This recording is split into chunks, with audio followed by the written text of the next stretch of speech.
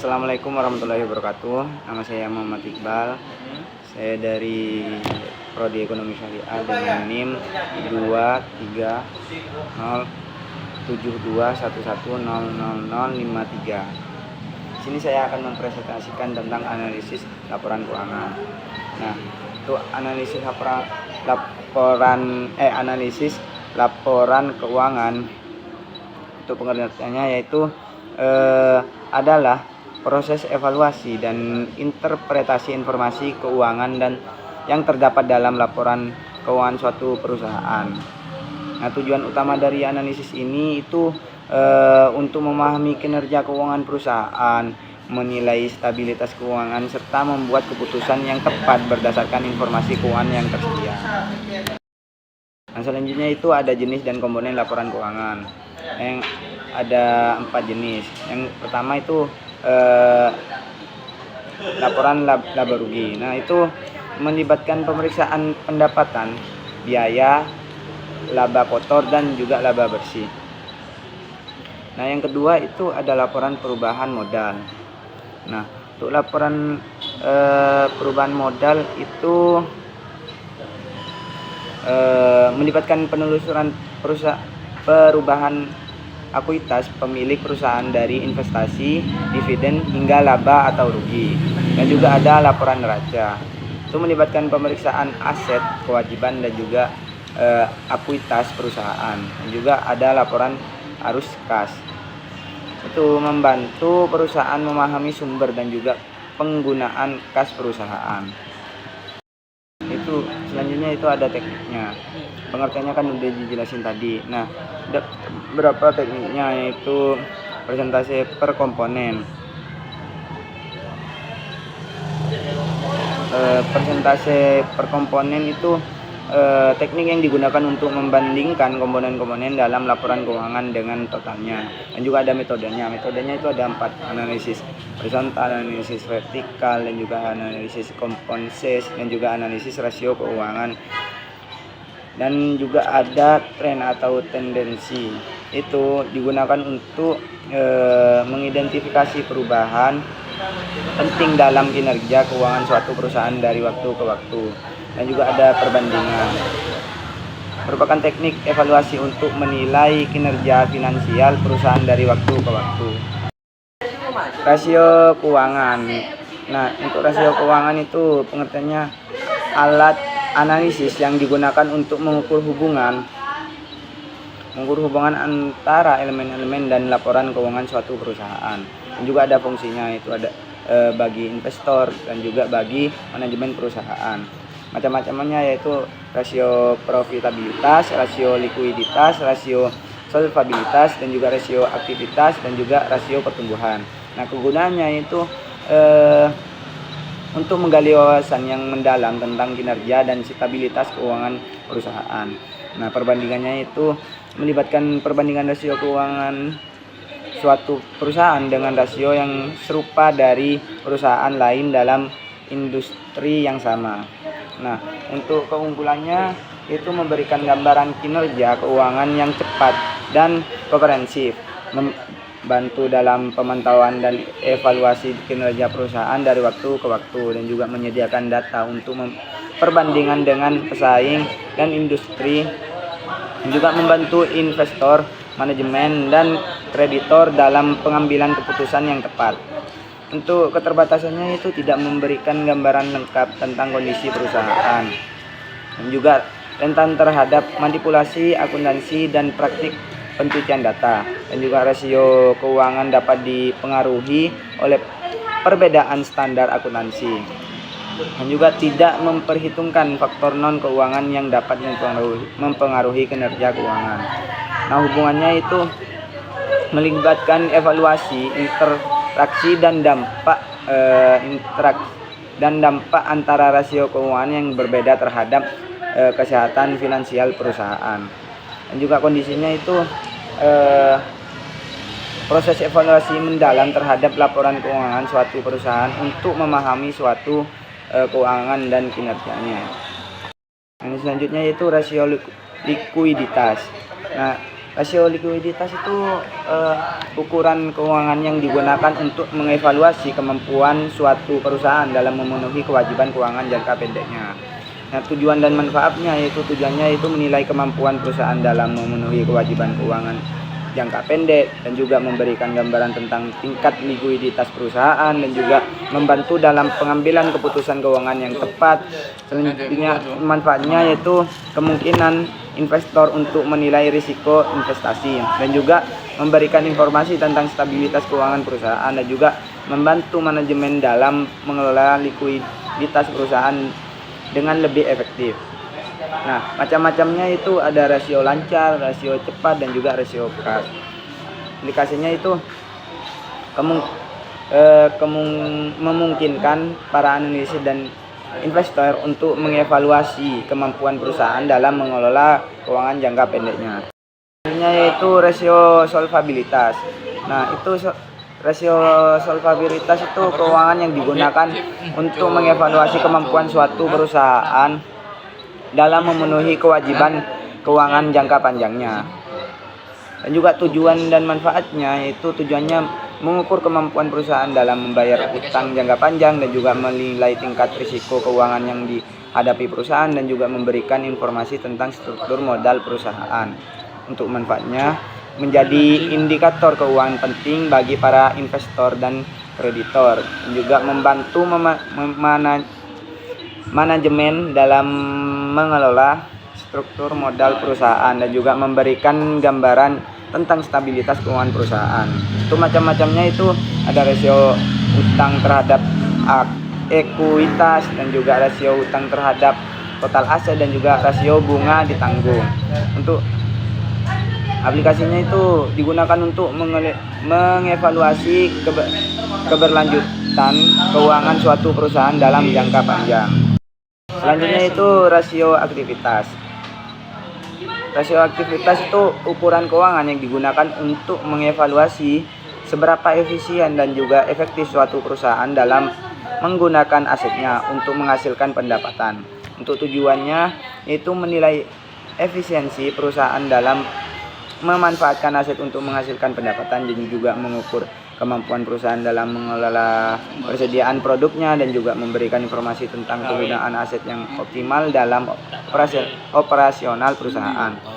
Dan untuk manfaatnya memungkinkan manajemen untuk mengidentifikasi area di mana efisiensi operasional dapat ditingkatkan dan juga membantu mengoptimalkan pengelolaan aset perusahaan dan juga menyediakan informasi kepada investor dan kreditor tentang kinerja operasional perusahaan.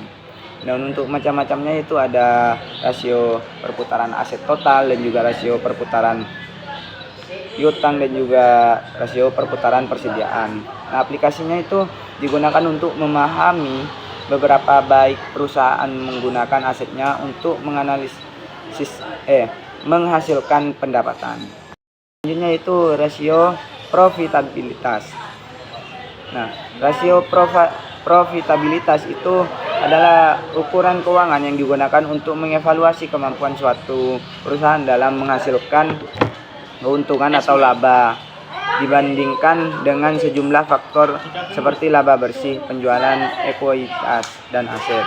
Dan juga tujuannya mengukur kinerja keuangan perusahaan dalam menghasilkan laba, menilai efisiensi penggunaan aset perusahaan dalam menghasilkan laba, dan juga memberikan gambaran tentang profitabilitas perusahaan dari perspektif keuangan. Nah, untuk manfaatnya sendiri memberikan informasi kepada investor tentang kinerja keuangan perusahaan dan juga membantu manajemen dalam mengevaluasi efektivitas operasional perusahaan dan juga memungkinkan perbandingan kinerja keuangan dengan perusahaan sejenis di industri yang sama. Itu macam-macamnya rasio margin laba kotor, rasio margin laba bersih, dan juga rasio return on asset.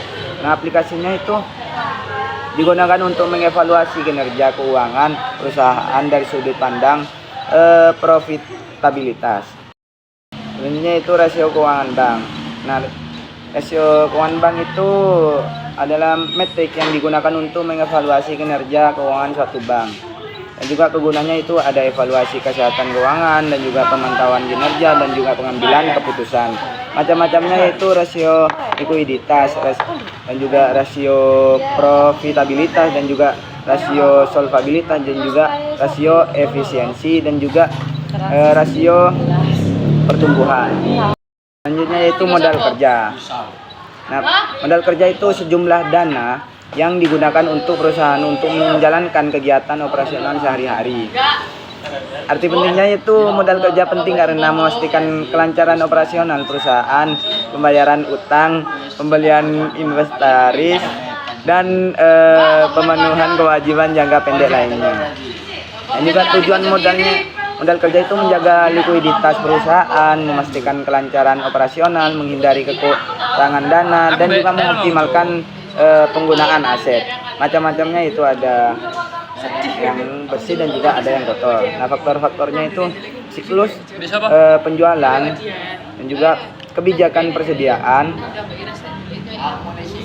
kebijakan kredit, waktu pembayaran pelanggan, dan juga waktu pembayaran pemasok.